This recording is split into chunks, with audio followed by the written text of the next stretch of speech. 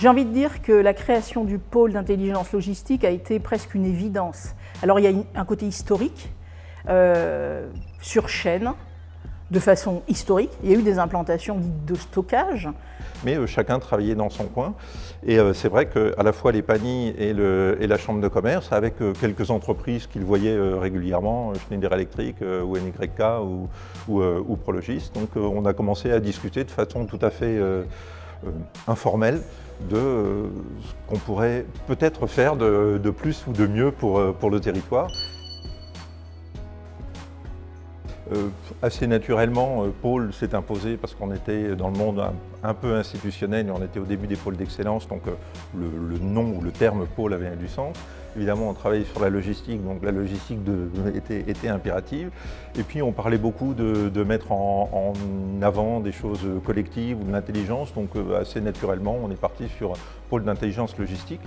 Donc, pile, et puis on se disait finalement, il manque quelque chose pour créer une vraie dynamique. Et puis, à un moment donné, on a dit, ah, le pile avec ES, ce serait bien. Ça donne de la peps, de la dynamique. Et puis après, on a essayé de chercher ce que pouvait vouloir dire ES. Puis, on a fini par dire Europe du Sud. Cet acronyme de PILS, Pôle d'intelligence logistique Europe du Sud, et mon influence américaine, puisque je travaillais pour une société américaine, qui faisait que je parlais régulièrement l'anglais ou l'américain, m'avait un peu perturbé parce que PILS en anglais ça veut dire pilule, et je trouvais que le nom n'était pas forcément le plus approprié. Alors j'ai défendu un petit peu cet argument, mais qui n'a pas été retenu. Donc après je me suis rallié, on va dire, à la majorité des créateurs et des membres fondateurs. Au démarrage, la CCI Nord-Isère s'était véritablement fixée comme objectif de promouvoir le Nord-Isère au travers du secteur d'activité de la logistique, mais aussi d'autres secteurs d'activité, comme la construction durable. Nous avions des objectifs prioritaires qui ont été un peu amendés au fil des années, mais finalement, ils sont toujours les mêmes aujourd'hui. C'était d'améliorer la compétitivité et la performance des entreprises, de développer économiquement le territoire, de développer l'emploi, et puis de promouvoir et de représenter la fonction logistique pour défendre aussi les intérêts de la filière. On a fait en sorte que par notre lobbying, notre réseau et notre pédagogie, on puisse faire de la logistique un secteur d'activité et non pas une fonction d'entreprise. Il y avait vraiment une volonté d'un rôle différent entre les institutionnels et les entreprises pour que la démarche ne soit pas une démarche d'institutionnel, mais véritablement une démarche d'entreprise portée par les entreprises pour les entreprises et que les institutionnels soient véritablement un relais. Alors, les premiers mois, on a essayé d'avoir des actions très pragmatiques et ça a toujours été un peu le leitmotiv du pôle depuis 10 ans, d'avoir des actions pratiques qui correspondent aux besoins des entreprises. Dans cette filière logistique, la notion de mutualisation, de travailler ensemble est assez importante, donc c'est un peu ce qu'on a essayé de développer. On a pu compter sur quelques membres fondateurs qui étaient présents, des entreprises oui, comme Prologis, comme Schneider Electric, comme à l'époque NYK qui est devenu Yusen Logistique, ou Almet par exemple, qui sont un peu des membres fondateurs et qui ont fait jouer aussi leur propre réseau pour dire on est en train de créer quelque chose, rejoignez-nous. Ce qui se sentait quand on allait voir des personnes pour les convaincre de nous rejoindre, c'était cette confiance entre les membres fondateurs, c'était ce partenariat très sain qu'il y avait entre acteurs privés et acteurs publics, et ce partenariat tourné vers les entreprises. Et on s'est rendu compte au fur et à mesure que l'un des pôles majeurs qui intéressait tout le monde était les RH, donc les ressources humaines. Et à partir de là, on a pu, par exemple, créer des formations plus techniques au fur et à mesure que la logistique devenait de plus en plus une usine logistique, plutôt que simplement un entrepôt ou une grange ou un hangar avec des camions devant. À un moment donné, c'est-à-dire, je pense que la charnière c'était 2010-2012, c'est là où le PILS a vraiment connu une accélération de ses adhérents et où il y a eu une volonté de se dire, plus on met de collectifs ensemble et d'intelligence collective ensemble, plus on sera capable de se sortir de ce mauvais pas. Et je pense que l'année de 2010-2012 a levé un certain nombre de « je suis concurrent, donc je ne veux pas que les autres viennent voir comment c'est chez moi ». Il s'est passé quelque chose, une ouverture, ça a créé une émulation. Je dirais surtout qu'il faut savoir garder cette agilité, ce dynamisme, cette implication des entreprises et ce pragmatisme qui a fait la force du pôle depuis toujours. La femme qu'il y avait au démarrage existe toujours. parce que je continue à fréquenter des personnes qui travaillent dans le PILS et je sens que c'est toujours vivant, toujours innovant, toujours motivant.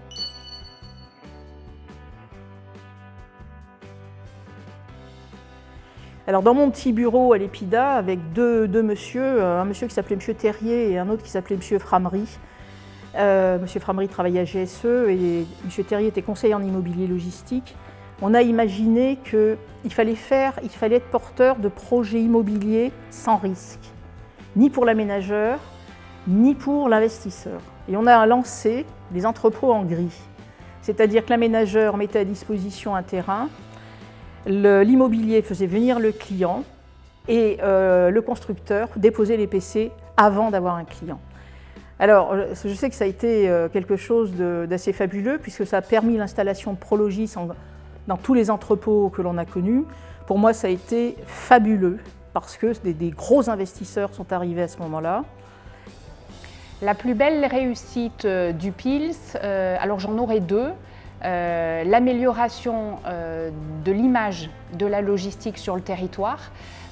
Nous sommes passés par un vocable d'entrepôt, d'usine logistique pour essayer d'améliorer cette connaissance et cette image. Et je pense qu'aujourd'hui, dans tous les cas sur le territoire, la connaissance de la logistique et le ressenti de tous les acteurs a complètement muté en 10 ans. Mais s'il y a un projet qui, moi, me tient à cœur, et c'est vrai que j'ai été président pendant un certain nombre d'années, c'est cette reconnaissance nationale par le ministère de l'Aménagement du Territoire et de la Data du pôle d'intelligence en tant que grappe exemplaire et qui nous a donné une reconnaissance de cette filière et du pôle au niveau régional et national. Je pense que ça a été un vrai événement du PIL en 2011. Le PIL est un des membres fondateurs du réseau logistique Auvergne-Rhône-Alpes qui regroupe un certain nombre d'acteurs de la filière logistique. Alors c'est un acteur important de ce nouveau réseau logistique Auvergne-Rhône-Alpes. Et tout en gardant la spécificité et les valeurs de ce territoire, va pouvoir aller encore plus loin sur non pas le territoire de la région Auvergne-Rhône-Alpes, mais au niveau national, et devenir un vrai acteur de référence de cette filière logistique. Et j'en tiendrai un petit peu comme preuve et comme preuve concrète, c'est que les services de l'État, notamment à travers la Directe, travaillent avec nous sur ce territoire, avec le pôle, dans une notion de gestion prévisionnelle des emplois et des compétences territoriales. Et le laboratoire de la filière logistique est ici.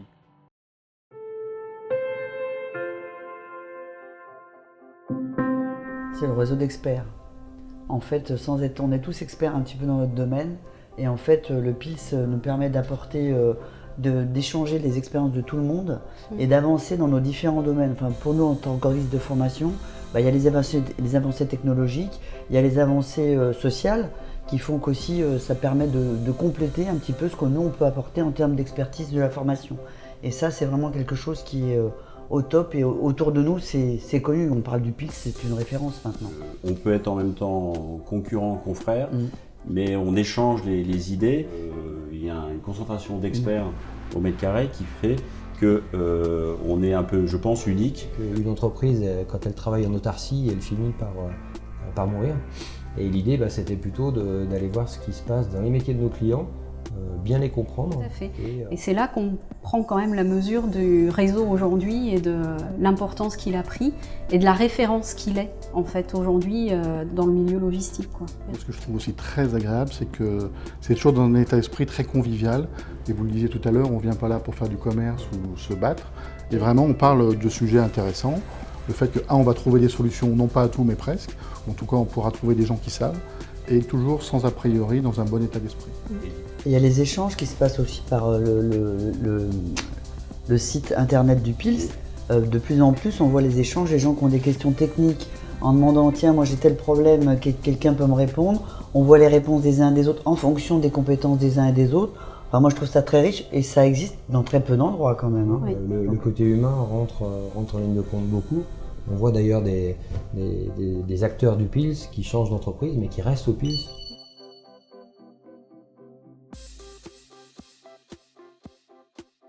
Je sais que souvent en rendez-vous, quand on évoquait une problématique avec un client justement qui n'était pas adhérent, je m'appuyais sur une réalisation du PILS pour dire voyez ce qui peut être fait et rejoignez à ce moment-là même le PILS.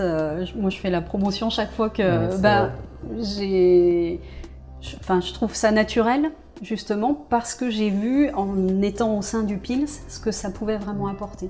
Moi j'ai vécu vraiment groupe de travail après groupe de travail, une évolution qui était très intéressante parce que j'ai souvenir au départ c'était une thématique assez large, on va parler de l'attractivité des métiers de la logistique. Bon alors déjà on avait passé quelques heures pour dire qu'est-ce qu'on va pouvoir mettre dans cette attractivité, parce qu'au départ c'était un peu le concept, ça va sûrement intéresser l'entreprise et justement l'intérêt qui est de plus en plus d'adhérents, c'est que les entreprises s'expriment et qu'on va vraiment répondre à un besoin des entreprises. Il est vrai qu'au fil du temps, c'est vrai que pour être là depuis aussi un certain temps, on a vu s'augmenter le nombre de groupes de travail, comme vous le disiez, alors effectivement par de nouveaux thèmes exprimés. Du coup, avoir des groupes peut-être un peu plus spécialisés, il est vrai, mais du coup bien plus efficients parce qu'on avait affaire à d'autres experts.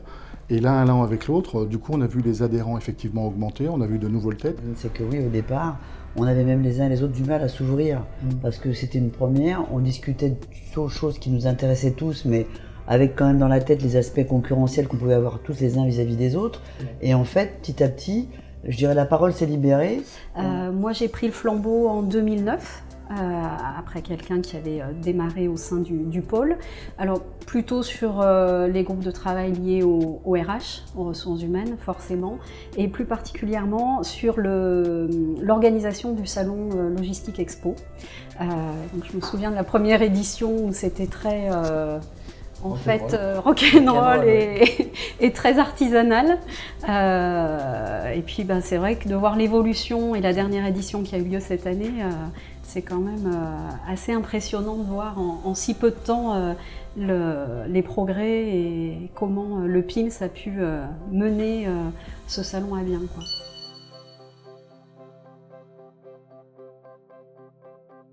Au départ, le logisticien, on avait l'impression qu'il travaillait très manuellement. Et de plus en plus, en fait, l'entrepôt, c'est plus un entrepôt, en fait, c'est une usine. Donc on appelle ça, nous, c'est une usine logistique. Et quand on essaye d'expliquer ce qu'on fait au niveau d'Actemium, parce que c'est de l'industrie, on leur explique qu'on fait la même chose quelqu'un qui va faire de la pétrochimie, de la chimie, c'est des flux, c'est tout un tas d'informations qu'on fait circuler dans l'usine. Avec l'évolution de la technologie au sein des entrepôts logistiques, on va forcément voir émerger des nouveaux métiers. Et en même temps, il y a aussi le sujet des démarches RSE des entreprises, sur lequel on sent une obligation, on va dire, générale. Ça, c'est une démarche que le PILS a pris en main et veut lancer et accompagner. Alors, je pense qu'il y a la partie technique, effectivement, qui risque d'évoluer vers tout ce qu'on appelle big data, digitalisation, etc. On ne sait pas trop vers où on va, mais on sait qu'il y aura des choses. Par contre, ce qu'on commence à voir arriver, en tout cas dans les entrepôts, c'est une génération de travailleurs, un peu différente. Avec des valeurs différentes. Avec, je ne sais pas si c'est... Oui, avec des centres d'intérêt différents. Ouais. Et c'est pas simple parce qu'effectivement, ça ne rentre pas forcément dans nos moules, déjà, dans nos moules d'entreprise, mais peut-être dans les moules de la société du reste. Et effectivement, c'est une problématique qu'on a pu déjà évoquer avec certains au PILS ou dans certains groupes, et notamment dans la GPECT, parce qu'effectivement, ça ne va pas être évident, ça ne va pas être simple, déjà de faire cohabiter la partie humaine et cette évolution auquel on n'est pas forcément formaté. Et quand je dis nous, c'est les entreprises, c'est l'encadrement, c'est les structures, c'est les organismes de formation, effectivement, que ce soit public ou comme vous, professionnels. Mais après, effectivement, en plus il y a la technique, donc ça va faire deux gros morceaux qui changent en même temps, dans un environnement commercial ou concurrentiel qui lui aussi évolue. Et je pense qu'effectivement, on ne va pas s'ennuyer tout de suite.